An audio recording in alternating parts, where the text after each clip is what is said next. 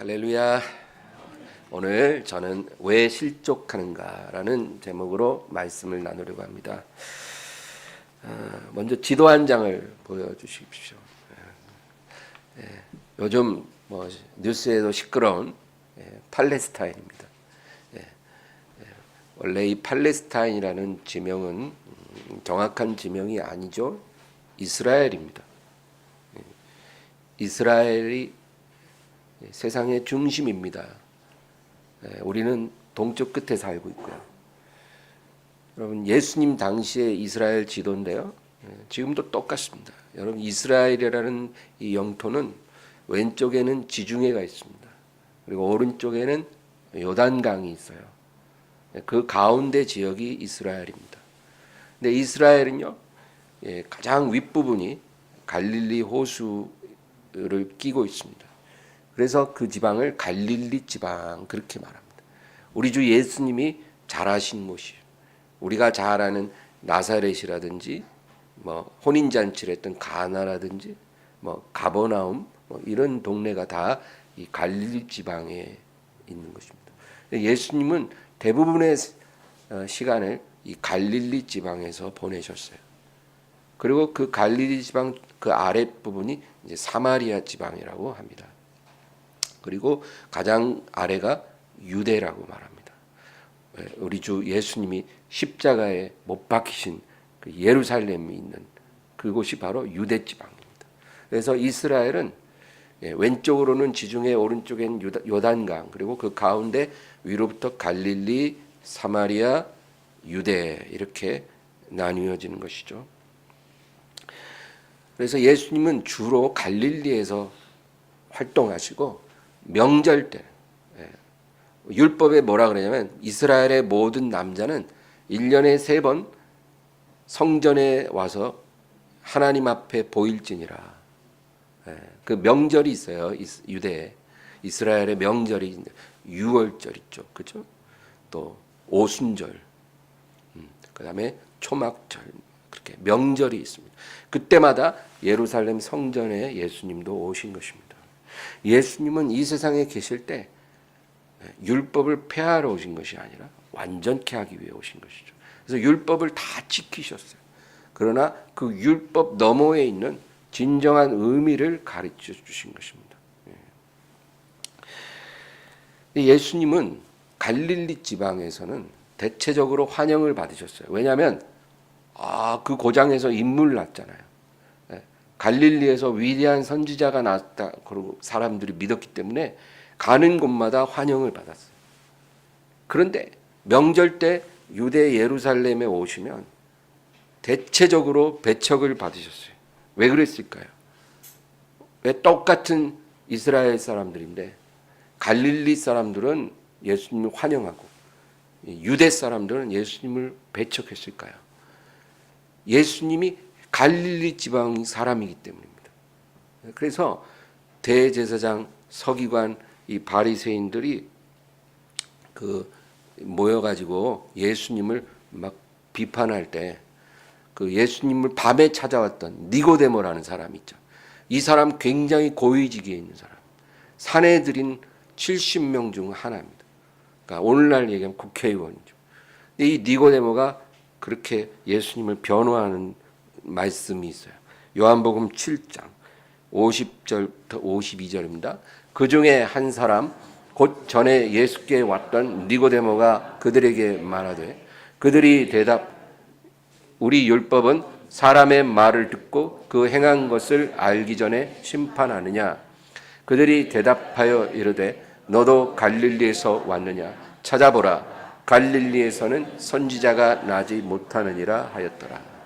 그러니까 이 니고데모가요 예수님을 믿었어요. 그러니까 여러분 세상에서 성공한 사람은 예수 믿기가 힘들어요. 그런데 개 중에 택함 받은 사람이 꼭 있어요. 그래서 이 국회의원 중에 니고데모가 있었고요. 또 재벌 중에 아리마대 요셉이 있었잖아요. 예전에 SK그룹 회장이 감옥에서 딱 출소하는데 성경책 딱 들고 나오더라고요. 제발 그 믿음 좀 계속 가졌으면 좋겠는데 어떻게 될지 모르겠어요. 근데 하여간 가진 자 또 성공한 사람들은 드물어요. 근데 이 니고데모가 예수님을 변호하니까 너도 갈릴리에서 왔냐? 갈릴리에서는 선지자가 날 수 없느니라. 그러니까 유대 사람들은 같은 이스라엘이면서도 갈릴리 사람을 배척했어요. 무시했어요. 갈릴리에서는 선지자가 나올 수 없다.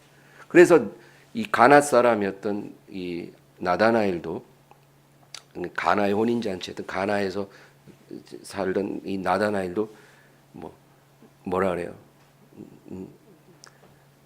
나사렛에서 선한 것이 날 수가 없다. 그렇죠. 그만큼 예수님은요 굉장히 무시당한 지방 출신이에요. 지역 감정을 그 피해를 많이 보시고 살았죠. 그런데 오늘 본문을 보겠습니다. 본문은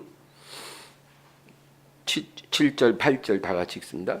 그 후에 제자들에게 이르시되 유대로 다시 가자 하시니 제자들이 말하되 랍비여 방금도 유대인들이 돌로 치려 하였는데 또 그리로 가시려 하나이까.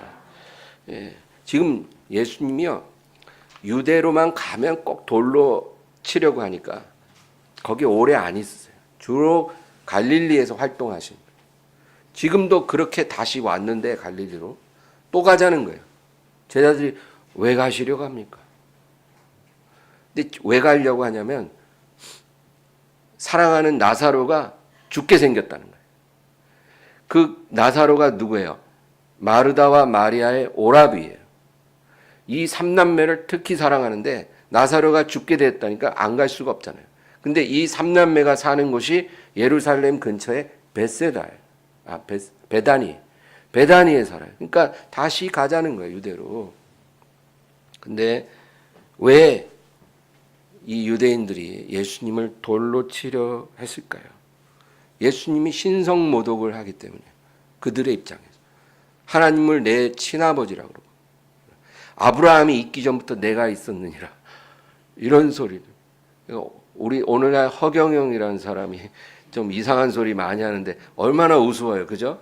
근데 예수님 당시에는 이 바리새인들 눈에는 예수님이 허경영 같이 보이는 거예요. 말도 안 되는 사람인 거예요. 아브라함이 있기 전부터 내가 있느니라. 아브라함이 2500년 전, 예수님 당시보다도 2500년 전 사람이잖아요. 아브라함이 있기 전부터 내가 있느라니까 그게 어떻게 믿어지겠냐고요. 19절과 10절 또 읽겠습니다. 예수께서 대답하시되 낮이 12시간이 아니냐. 사람이 낮에 다니면 이 세상의 빛을 보므로 실족하지 아니하고 밤에 다니면 빛이 그 사람 안에 없는 거로 실족하느니라.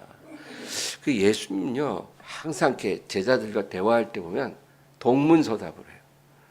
제자들은 육적으로 질문하고 예수님은 영적으로 대답해서 항상 어리둥절해요. 이게 뭔 소리야? 그러니까 이해하기가 쉽지가 않아요. 수가성 우물가에 그 여인하고 대화할 때도 예수님이 물 좀 달라 그러니까 아니 유대 남자가 왜 사마리아 여자한테 물 달라 합니까? 그러니까 예수님이 너에게 물 달라 하는 이가 누구인 줄 알았으면 네가 그에게 물을 달라 했을 거라. 어떻게 이 여자가 그 말을 이해하겠냐고요. 그 물이 뭔 물인지 어떻게 알아요?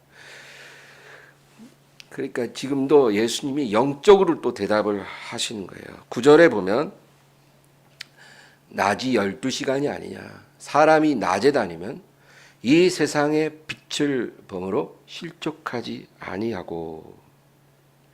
그러니까 예수님은요. 나는 세상의 빛이라 그랬거든요. 그러니까 예수님이 계실 때는 이 세상이 낮인 거예요. 근데 꼭 그게 2000년 전에 예수님이 이 땅에 계실 때만 말하는 게 아니에요. 그 낮은 그 이후로도 쭉 계속됐어요. 지금도 여러분 낮입니다. 아직은. 근데 이 낮이 거의 끝나가는 그런 낮이에요. 이제 뉘엿뉘엿 석양이 이제 기우는 그런 시간입니다. 근데 낮일 때는 예수님이 빛으로 계시기 때문에 너희가 실족하지 않을 것이다. 지금 제자들이 무슨 질문을 했냐면은 주님 방금 전에 유대 갔다 돌로 맞을 뻔했는데 또 가려고 합니까? 그렇게 질문을 했는데 갑자기 예수님은 너무 영적인 말을 하셔요.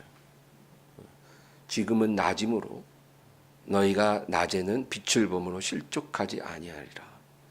그러니까 지금 예수님의 관점은 뭐냐면 너희가 나랑 같이 지금 유대 가서 돌로 맞냐 안 맞냐 이건 중요한 게 아니라 그보다 더 중요한 거는 너희가 반드시 알아야 될 건 뭐냐면 너희가 지금 나와 함께 있기 때문에 내가 이 세상에 임하여 있기 때문에 지금 낮이라는 거.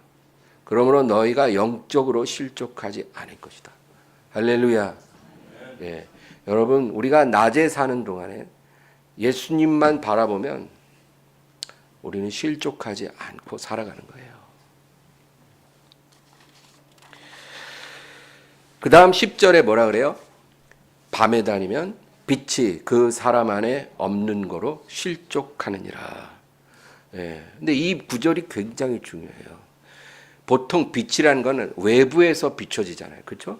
외부에서 비치는 게 빛인데 뭐라 그러냐면 밤에 다니면 빛이 그 사람 안에 없는 거로 실족하느니라.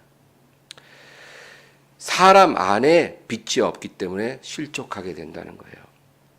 그러니까 실족하는 일이 왜 일어나냐면 밤에 다니기 때문에 실족하는 게 아니고 밤이 와서 너희가 실족하는 것이 아니라 밤이 왔을 때 너희 안에 빛이 없으므로 실족하게 된다.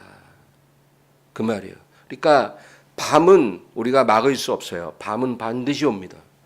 근데 밤이 왔을 때 우리가 실족하지 않을 수가 있는데 우리 안에 빛이 있으면 된다는 거예요.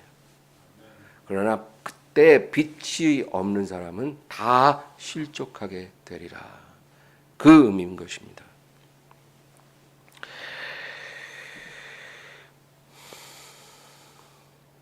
요한복음 12장 46절 읽겠습니다. 나는 빛으로 세상에 왔나니 무릇 나를 믿는 자로 어둠에 거하지 않게 하려 함이로다. 주님은 우리가 어둠 속에 있는 것을 원치 않으십니다. 그래서 빛으로 이 세상에 오신 거예요. 우리가 원래 어둠 가운데 있으면서도 어둠인 줄도 모르고 살아요. 여러분 그렇잖아요.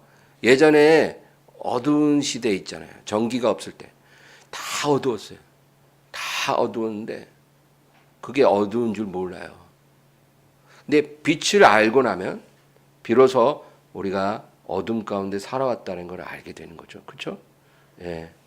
예수님이 우리가 어둠에 있는 걸 원치 않기 때문에 세상에 빛으로 오셨다는 겁니다.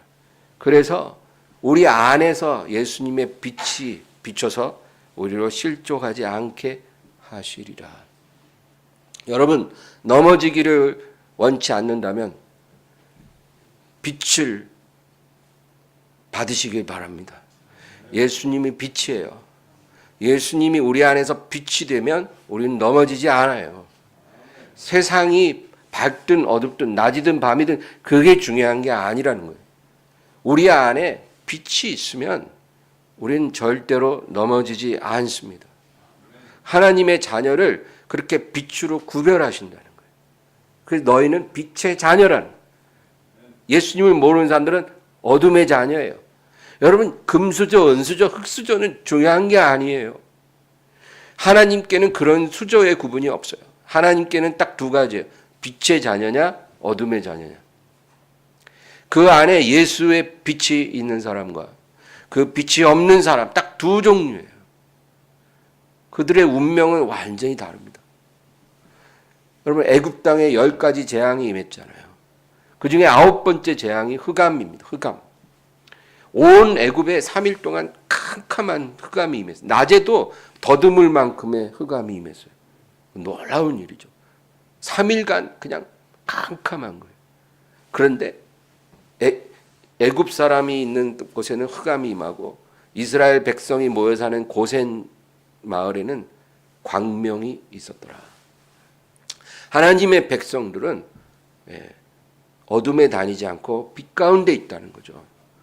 이런 사건들이 우리에게 영적인 교훈을 주는 거예요. 앞으로도 밤이 온다는 거예요. 밤이 오는데 세상 사람들은 다 더듬으며 넘어질 거예요. 근데 우리는 그렇지 않을 거라는 거죠. 왜? 빛이신 주님이 우리 안에 계시기입니다. 그래서 여러분, 그게 제일 중요하다는 거예요. 우리가 제일 살필 게 그 빛이 얼마나 밝은가요? 내 통장에 남은 잔액이 얼마인가, 그런 거 살피지 마세요. 그거보다 더 중요한 게 내 안에 빛이 얼마나 밝은가. 그게 제일 중요한 거예요. 하나님 자녀는 항상 그것을 관찰하고 그것을 점검해야 돼요. 제사장들이 성소에 딱 들어갑니다. 순번을 정해서 제사장 옷을 입고 성소에 들어가면 항상 하는 일이 뭐냐? 그 7 등잔불 있잖아요. 7 등잔. 그 7 등잔의 불을 아침 저녁으로 기름을 채워서 계속 불이 안 꺼지게 해야 돼요. 근데 우리가 왕 같은 제사장이잖아요. 여러분, 오늘날에는 저나 여러분 똑같이 제사장인 거를 믿으시기 바랍니다. 목사는 그냥 설교 말씀을 맡은 사역자지 제사장이 아니에요. 제사장은 우리 모두가 제사장이에요. 그래서 우리가 제사장이면 아 그래? 그러면 뭐 괜찮네 이렇게만 생각하지 말고 제사장답게 살라 이거예요. 제사장답게. 그게 뭐예요? 아침 저녁으로 등불이 꺼지지 않게 점검하라는 거예요. 환하게 비추라는 거예요. 하나님의 성소를. 성소가 어디예요? 우리 안에 있는 거예요. 이 마음 성소에 불이 얼마나 밝은지 점검하라는 거예요. 그 불 꺼뜨리고 꺼진지도 모르고 다섯 처녀들처럼 어리석은 처녀들처럼 그렇게 지내면은 그 얼마나 부끄러운 제사장, 직무유기예요. 그러면 안 된다는 거죠. 제사장이면 제사장답게 살아야 제사장의 상을 받는 겁니다.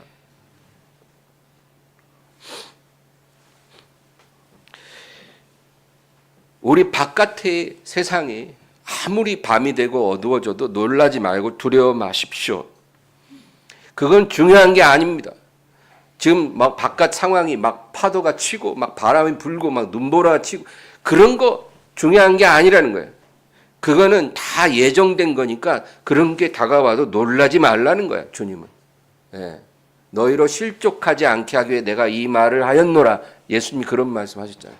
너희로 실족하지 않게 하기 위해 내가 이 말을 하는데 때가 이르면 사람들이 너희를 잡고 죽이고 괴롭힐 텐데 그렇게 하면서 이것이 하나님을 섬기는 일이라 하리라. 그러나 너희가 그때 놀라지 않게 하기 위해 내가 이 말을 하노라. 예수님 그러셨거든요. 그러니까 놀라지 마세요. 여러분 바깥이 어두워진다고. 2024년 어떤 일이 있을지는 모르지만 점점 더 어두워진다고 하나님이 말씀하셨기 때문에 어두워질 거예요. 조금씩 조금씩. 여러분 놀라지 말라는 거예요. 우리가 신경 써야 될 거는 바깥이 얼마나 어두운가가 아니라 내 안에 빛이 얼마나 밝은지 그것이 중요하다.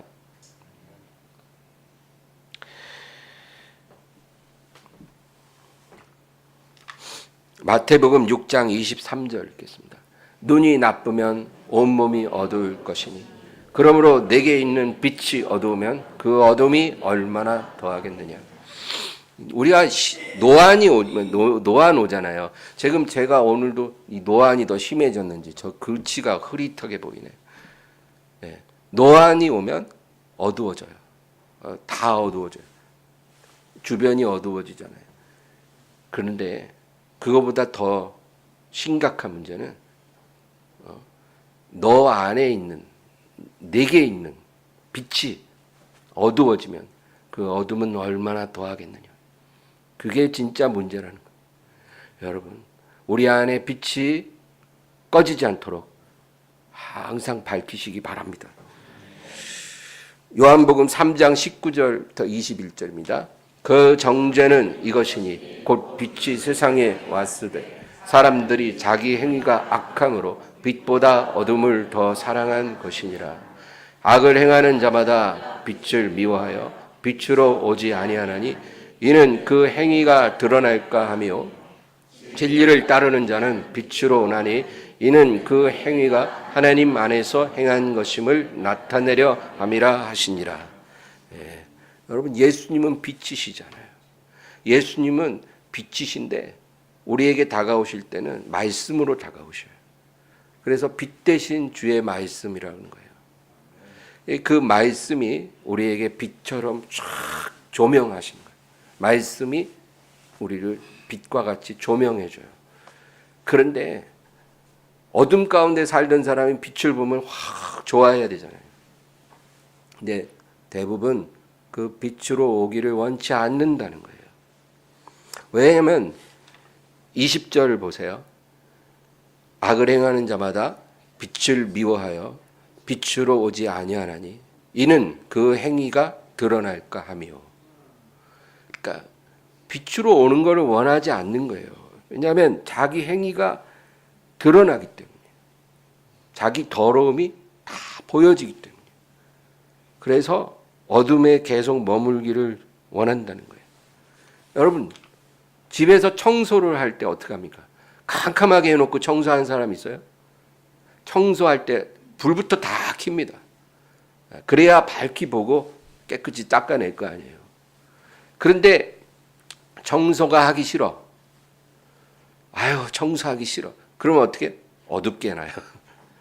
네, 청소하기 싫으니까. 네, 왜냐하면 불 다 켜놓으면 그 더러운 거 보면서도 안 하는 건 괴로운 일이거든요. 그러니까 청소를 하게 돼요. 그러니까 청소 안 하고 싶으면 불 다 끄는 거예요. 다 그런 원리예요. 영적으로도 빛이신 하나님의 말씀이 쫙 비추면 내가 얼마나 죄인인지, 내가 얼마나 교만한지, 내가 얼마나 거짓된지, 내가 얼마나 세상에 물들었는지, 그런 게 말씀의 빛으로 쫙 비춰지고 불편하거든요. 그래서 사람들이 여러분 빛으로 안 온다는 거예요. 사람들이 왜 기도를 하지 않을까요? 기도하면 하나님 음성이 들리거든요. 하나님 음성이 들리면 순종해야 되잖아요. 그러니까 하나님이 나에게 뭐라 하실까 봐 기도를 안 하는 거예요. 당분간은 내 마음대로 좀 살고 싶거든. 그러니까 기도 안 해요. 내가 이제 너무나 마음에 드는 이성을 만났어요. 이제 처녀 총각이. 근데 뭐 예수를 안 믿어. 그래서 어떡하지? 근데 마음에 들어요. 근데 예수를 안 믿어. 믿을 마음도 없어. 기도해야지. 근데 기도하기가 싫어요. 왜? 기도하면 하나님 하지 말라 할까 봐. 그런 거예요. 그래서 여러분, 사람들이 기도를 조금씩 멀리 합니다. 왜 사람들이 성경을 읽지 않고 예배 시간에 설교 듣는 것이 즐겁지 않을까요? 하나님 말씀을 읽고 들으면 하나님 뜻을 알게 되고 순종해야 되는데 순종하기가 싫은 거예요. 그래서 성경을 멀리하는 거예요. 설교 시간이 불편한 거예요. 그러면 안 됩니다. 여러분, 불이 꺼져요. 그러면은 멸망길로 가는 거예요. 그래서 21절 보세요. 진리를 따르는 자는 빛으로 오나니 이는 그 행위가 하나님 안에서 행한 것임을 나타내려 함이라 하시니라.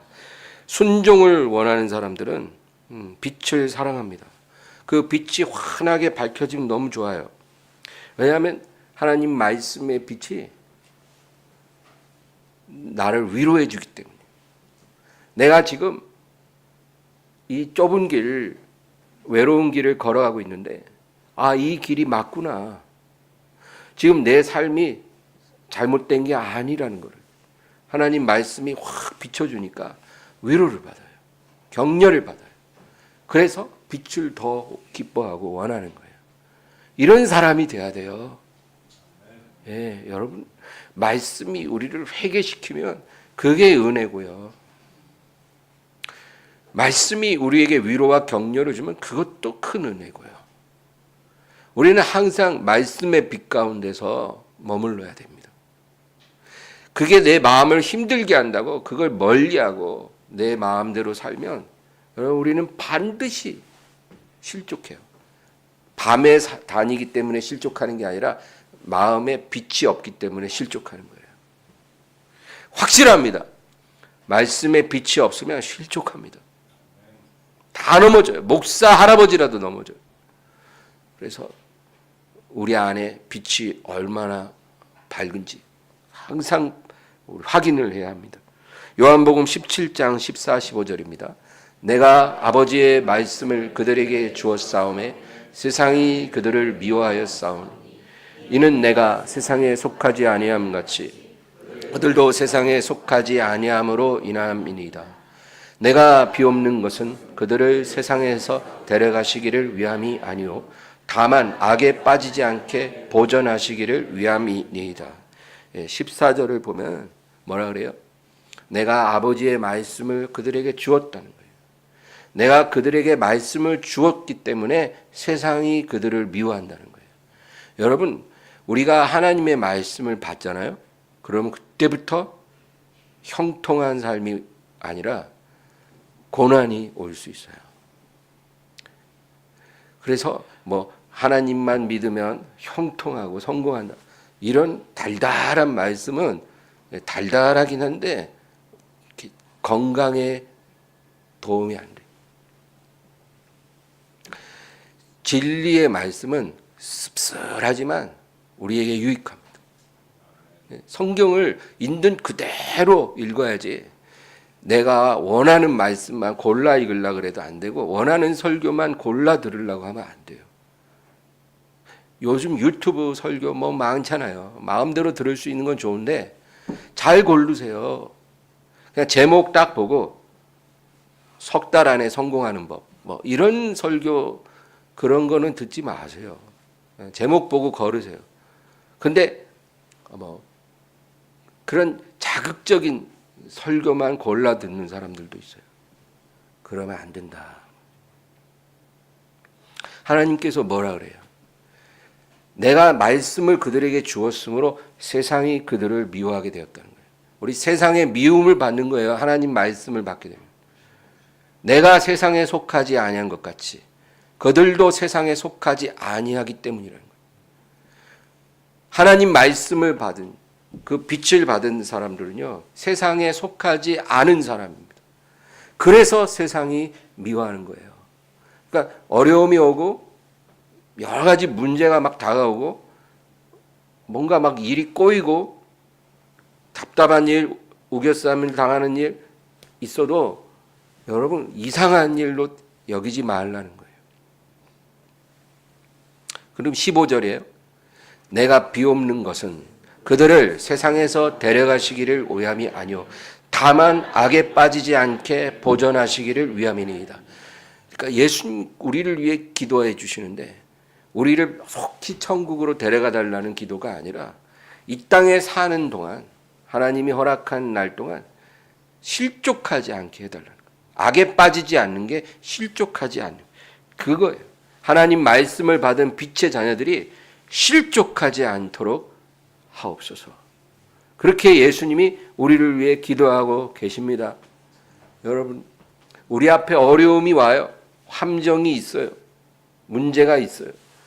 그 문제가 안 오는 것이 주님의 기도가 아니고 그 문제를 통해 우리가 실족하지 않고 잘 통과하도록 우리를 위해 기도하고 계시다는 것입니다.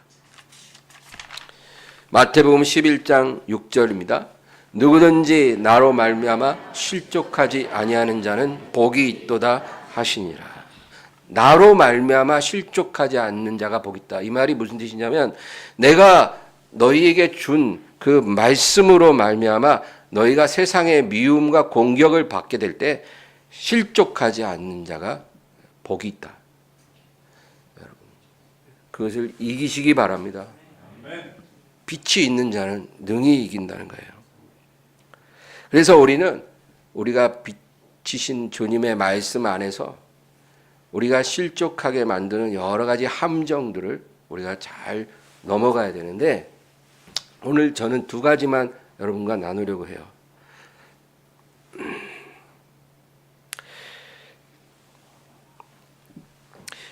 여러분, 존 버년이 지은 철로역정이라는 책 아십니까? 읽어보신 분 계세요? 철로역정. 아무도 없어요? 한 명? 두 명? 세 명? 꽤 되네요. 예. 이 존 버년의 철로역정이라는 책은 성경 다음으로 많이 읽힌 책이라고 해요. 근데 좀 지루할 수도 있어요. 굉장히 훌륭한 책입니다. 근데 그 책의 내용이 뭐냐면, 이 주인공 순례자가 어느 날 우연히 하나님의 말씀을 읽게 되었어요. 그리고 뭔가 빛이 비쳤어요. 깨달음이 왔어요. 내가 이제까지 살아온 삶은 진짜가 아니구나. 내가 이제까지 살아온 삶은 잘못된 삶이었구나.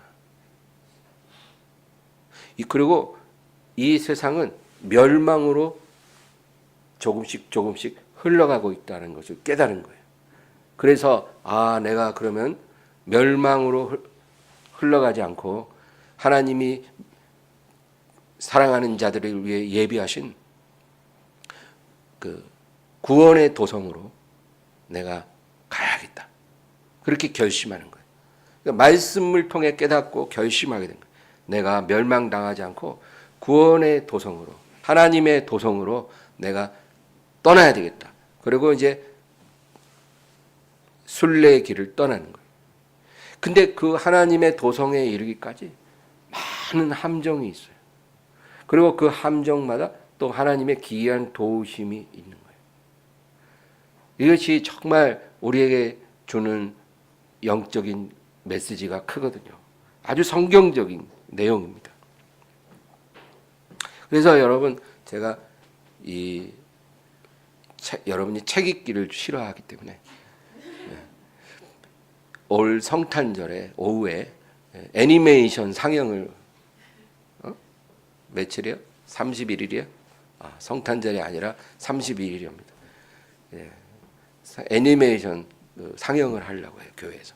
꼭 와서 같이 보십시다. 너무 좋아요. 제가 애니메이션 안 좋아하거든요. 근데 영화보다도 재밌더라고요. 잘 만들었어요. 그 철로역정 굉장히 은혜롭습니다. 근데 이 순례자가 하나님의 도성에 이르기까지 많은 함정이 있는데, 그 중에 대표적인 두 가지가 있어요. 첫째는 자기의라는 함정을 조심해야 합니다. 자기의, 이게 함정이에요. 로마서 10장 2절 3절입니다. 내가 증언하노니 그들이 하나님께 열심히 있으나 올바른 지식을 따른 것이 아니니라. 하나님의 의를 모르고 자기 의를 세우려고 힘써 하나님의 의에 복종하지 아니하였느니라. 하나님께 열심은 있는데 올바른 지식을 따른 열심이 아니었다는 거예요. 이게 문제예요. 그냥 열심은 있다고 해서 다 좋은 게 아닙니다. 하나님이 기뻐하는 열심이어야 되는데, 그냥 내가 가진 내가 만들어낸 그러한 열심이라는 거예요. 하나님의 의를 모르고 자기 의를 세우려고 고집한다는 거예요. 하나님의 의를 모르고 자기 의를 세우려고 힘써 하나님의 의에 복종하지 아니한다는 겁니다. 여러분, 이 자기 의라는 것은 무지와 고집입니다. 한마디로 얘기해서 무지할 뿐 아니라 고집스러운 거예요. 잘못된 거를 깨달았으면 그거를 인정을 하고 바꾸려고 해야 되는데, 인정하지 않고 바꾸지 않는 것, 이런 고집스러움, 이런 것들이 자기의예요. 오늘 하나님의 자녀들 중에 이런 자기의로 신앙생활하는 사람들 아주 많습니다. 예수님 당시의 바리새인들, 또 청년 사울이 바로 이런 자기 의로 똘똘 뭉쳐갖고 빛이신 예수님을 보고도 그 예수님을 공격했던 거예요. 근데 예수님 당시에 이런 일이 있을 뿐만 아니라 지금도 교회 안에 이런 사람들이 많이 있어요. 근데 자기가 예수님을 사랑하는 줄 알아요. 자기가 하나님을 섬긴다고 생각해요. 그런데 자기 의의를 세우려고 힘써 하나님의 의의를 복종하지 않고 있다는 것을 모르는 거예요. 내 신앙이 잘못됐다는 것을 빛이 비춰서 깨닫게 되면 그걸 빨리 인정하고 회개하고 그거를 버려야 하는 것입니다. 이런 거를 영적 교만이라고도 말해요. 이러한 영적 교만이 다 벗겨져야 돼요. 신앙이 오래되면 더 성숙하고 향기로운 냄새가 나면 좋지만 그렇지 않은 사람들이 더 많아요. 그걸 본인이 인정한다는 게 너무 어렵지만 그거를 인정을 해야만 변화받는 거예요. 두 번째는 낙심이라는 함정을 조심해야 합니다. 여러분, 낙심, 이거 한자로도 보겠지만 떨어질 낙이거든요. 그러니까 마음이 떨어져 내리는 거예요. 이게 우리에게 아주 함정입니다.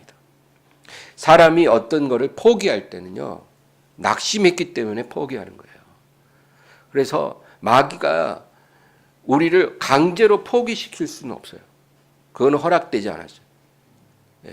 그런데 우리를 속이거나 우리를 기만하거나 우리를 낙심시켜서 우리 스스로 포기하게 만들 수는 있는 거예요. 그래서 우리가 진리로 무장해야 된다는 겁니다. 기만당하지 않고 낙심하지 않기 위해서 진리가 있어야 되는 거예요. 여러분, 학생이 공부를 포기하는 경우가 있잖아요. 왜 포기합니까? 낙심이 있기 때문에 포기하는 거예요. 공부를 해도 성적이 아무리 해도 안 올라. 그러니까 결국 낙심하니까 공부 포기하고 아예 기술을 배워야겠다. 뭐 이런 거예요. 그러니까 포기 이전에 낙심하는 일이 있는 거예요. 부부가 이혼을 하잖아요. 왜 이혼할까요? 서로에게 낙심했다는 거예요. 그래서 이혼에 이르는 거예요. 장사하는 사람이 장사를 접을 때가 있어요. 왜 접습니까? 장사가 너무 안 돼. 매출이 너무 없어. 그래서 견디다 낙심하니까 가게를 접고 사업을 접는 거예요. 사람이 자살을 해요. 왜 할까요? 세상에 대해서 낙심한 거예요. 자기는 세상이 아름답다고 생각했는데 어떤 큰 사건을 당하고 세상에 대해서 낙심하고 사람에 대해서 낙심하고 삶에 대해서 낙심하고 또는 자기 자신에 대해서 낙심하고 그래서 생을 포기해버리는 거예요. 그래서 마귀는요, 강제로 사람 목숨을 뺏지 못하지만 우리를 낙심시켜서 스스로 목숨을 끊게 만들어요. 저도 예전에 너무 힘들 때가 있었어요. 낙심이 됐어요. 근데 정말 마음속에서 내가 의지적으로 억제할 수 없는 음성이 막 올라오더라고요. 죽어버리라고. 뭘 사냐. 그냥 죽어. 끝내. 그 소리가 그렇게 강하게 들려요. 아, 나 그 소리 좀 듣기 싫은데 계속 들려요. 그때는 그냥 이게 내 마음인 줄 알았어요. 근데 그게 아닌 거예요. 속삭임이에요. 원수의 속삭임이에요. 그러니까 우리가 낙심할 수밖에 없는 환경을 딱 만들어 놓고 그리고 우리 귀에다 속삭여요. 야, 포기해. 죽어버려. 깨끗이 끝내. 그래서 우리가 그 말에 속아서 목숨을 끊기도 하고 그런 거예요. 여러분, 우리가 하나님의 구원에 이르기까지 우리를 넘어뜨리는 이런 함정들이 있어요. 근데 이 낙심이라는 함정 조심하시기 바랍니다.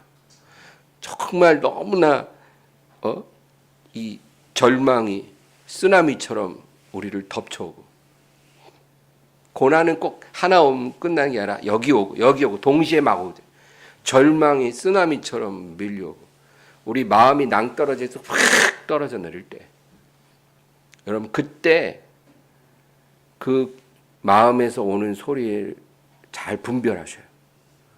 포기해버려, 이런 소리는 듣지 마세요. 그리고 딱 일어나서 마음에 선포하세요.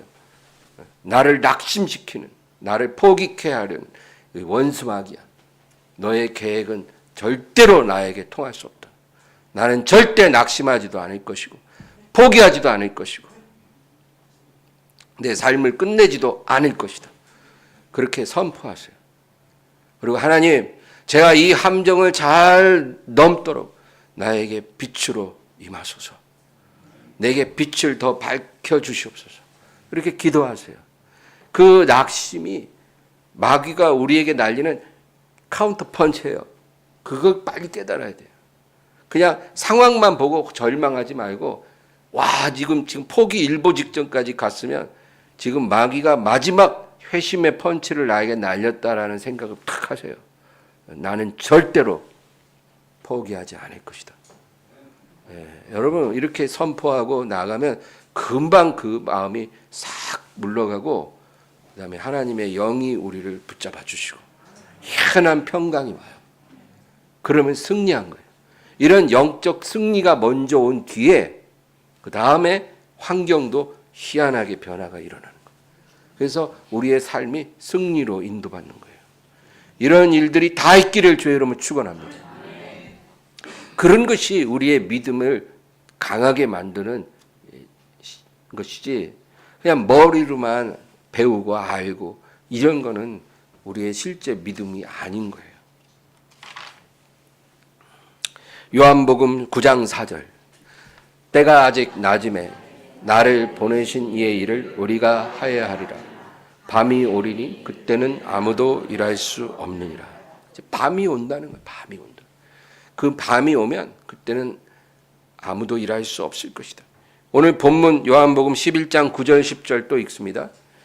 예수께서 대답하시되 낮이 12시간이 아니냐. 사람이 낮에 다니면 이 세상의 빛을 보므로 실족하지 아니하고 밤에 다니면 빛이 그 사람 안에 없는 거로 실족하느니라. 오늘 이 말씀 기억하시기 바랍니다. 밤이 오는 게 문제가 아니고 빛이 얼마나 밝은지가 중요한 거예요. 내 안에 그 빛을 밝히고 있는지 우리 확인하시기 바랍니다. 각자가 자기 빛을 확인하세요. 그 불이 꺼졌는지 켜졌는지도 모르고 그냥 정신없이 세상 속에서 살고 있다면 여러분 빨리 밤이 오기 전에 그 등불을 밝히시기 바랍니다. 밤이 일단 오면 그땐 늦어요. 아무도 일할 수 없다 그랬죠. 그때 불 밝히긴 늦은 거예요. 그러니까 지금 내 안에 빛이 얼마나 밝은지 보시고 그 등불을 밝히시기를 주의 이름으로 축원합니다. 하나님 아버지 감사합니다. 오늘도 주님의 백성들이 주님 앞에 나왔습니다. 아버지, 빛이신 예수님의 그 영광을 우리가 간절히 원합니다.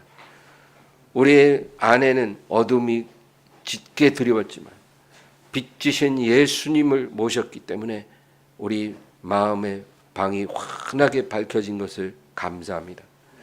성소는 바로 내 안에 있습니다. 그 등불이 꺼지지 않게 하옵소서. 우리의 바깥 삶이 아무리 어두운 밤일지라도 우리는 우리 안에 밝혀진 등불을 바라보며 빛 가운데 걸어가게 하여 주시옵소서. 아버지 하나님, 주님 오실 날이 다가오고 있사오니 항상 우리 자신이 머무는 곳에서 최선을 다하게 하시고 주님을 바라보게 하시고 주님이 올 때 그날이 우리에게 도적같이 임하지 않고 낮과 같이 빛과 같이 우리에게 임하게 하여 주시옵소서.